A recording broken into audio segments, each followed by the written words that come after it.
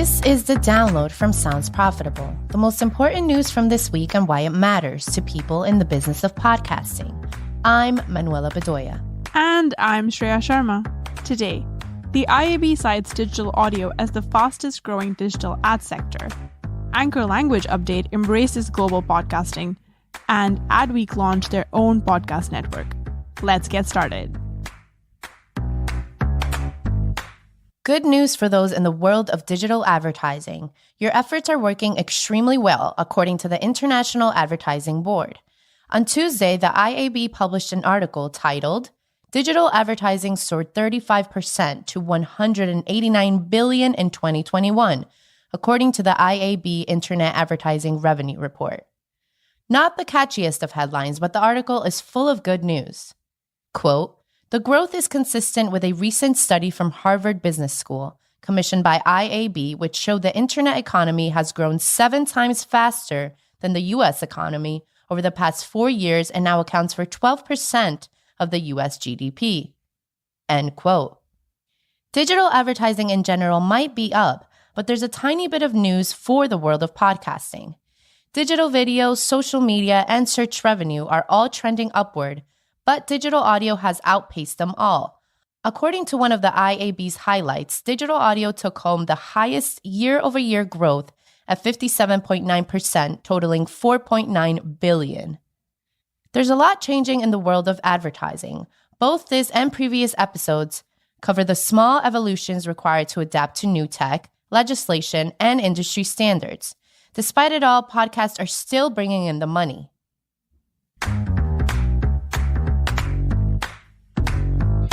One of the big picture stories we've been following on the download for months is that of podcasting as a global medium, not just something for English-speaking markets.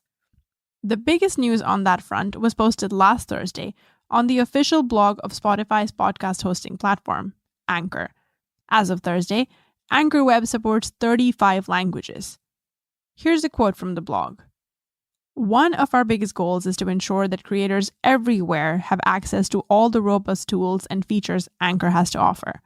And while creators around the world have been able to record, host, and grow their podcast on our platform, Anchor on Web hasn't always been available to everyone in their native languages. End quote. As podcasting grows, its infrastructure needs to grow with.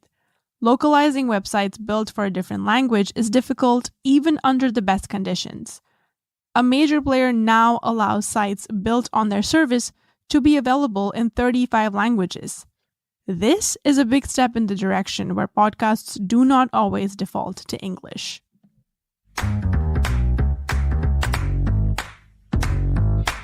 On Tuesday, Al Manarino, writing for the Adweek blog, announced Adweek has leveled up their podcasting capabilities with the help of Acast. Quote, we are excited to announce the launch of the Adweek Podcast Network, the first ever podcast network for advertising and marketing professionals, brand enthusiasts, and anyone curious about what the heck that ad they saw was about. End quote. The new network is planned to feature 12 podcasts featuring 5 new creations, 4 existing Adweek shows, and 3 pre-existing podcasts from Adweek partners. Quote, through our partnership with Acast, the world's leading independent podcast hosting platform, we'll make sense of trends, tackle pressing challenges, and share top-tier insight to help you level up your career, creativity, and strategy. End quote. Adweek joins an ever-growing group of media outlets, organizations, and others who are capitalizing on the inherent cross-promotional capabilities of a network. More content, more inventory, and a shiny new delivery vehicle for their existing ad sales team. What's not to love?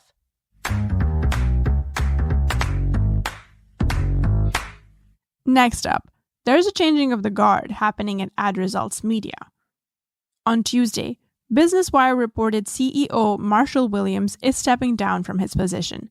Chief Revenue Officer Stephen Shanks and Chief Operations Officer Michael Kropko are slated to replace Williams as co-CEOs. Williams' replacements are not newcomers to the industry either. New co-CEO Stephen Shanks laid out his bona fides, and I quote, I'm honored to have had the opportunity to learn from Marshall for the last decade.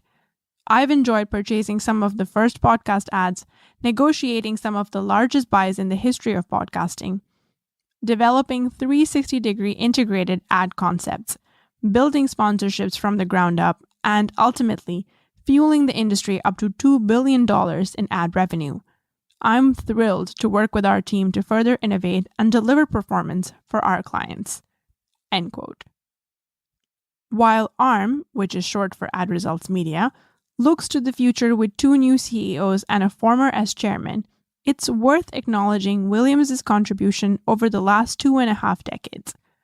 ARM has played a big part in the growth of podcast advertising, and Williams' involvement was a large influence in how pod sites became the success that they are.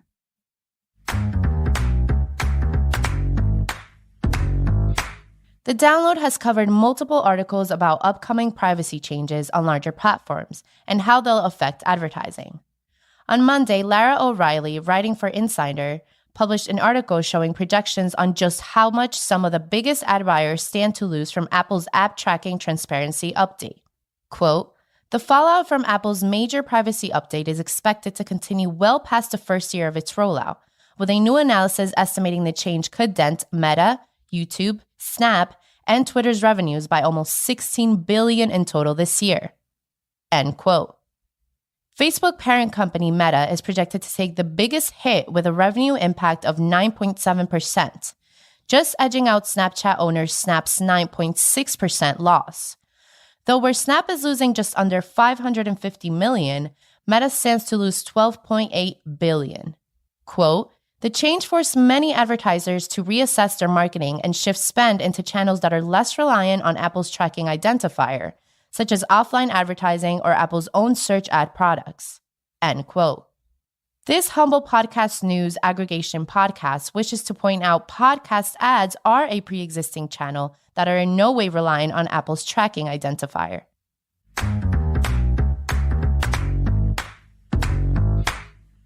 On the February 10th episode of The Download, we covered an Ashley Carman op-ed in HotPod that highlights Facebook's apparent lack of interest in a push into podcasting, a move the company had seemed to be quite vocal about. Carman is back, and the news isn't looking good for podcasters who favor their grandparents' favorite social media platform. In an article for Bloomberg, Carman's new headline reads, "Facebook is pulling back from its foray into podcasting." Here's an excerpt from the article. A spokesperson for Facebook said the company is still working on podcasts even as it's accelerating work on priority features like Reels and Feed. The company is seeing good engagement for its audio products, according to the spokesperson, who declined to provide specifics. Meta's focus appears to be firmly directed towards plans to build a short-form video platform, especially to compete with TikTok, and to build out their virtual reality hangout space Metaverse, where users can have meetings and buy NFTs. Meanwhile, the proposed projects to get Facebook-exclusive podcasting have been left to die on the vine.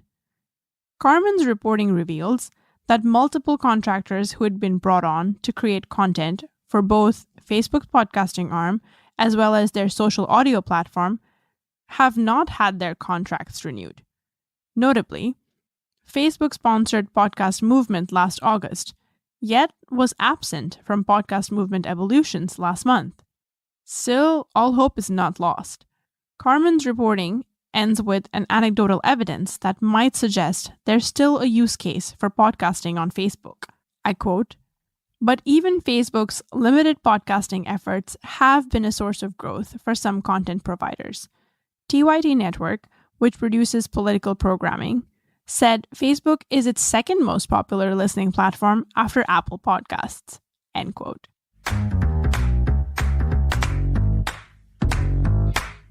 Finally, it's time for our semi-regular roundup of articles that didn't make it into today's episode but are still worth working into your weekend reading.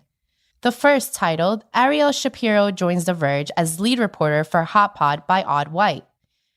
And finally, What I Learned Teaching at NYU Course About Podcasting by Stephen Goldstein.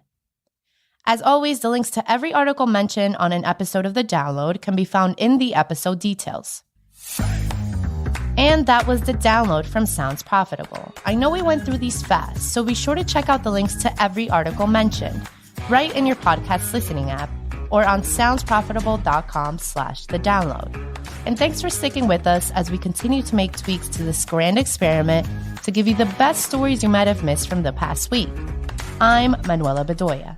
And I'm Shreya Sharma. Our producers are Brian Barletta and Ivo Terra. Special thanks to Ian Powell for his audio prowess, Gavin Gaddis for writing today's script, and to Omni Studio for hosting the download. And as always, thanks to you for joining us. Robot.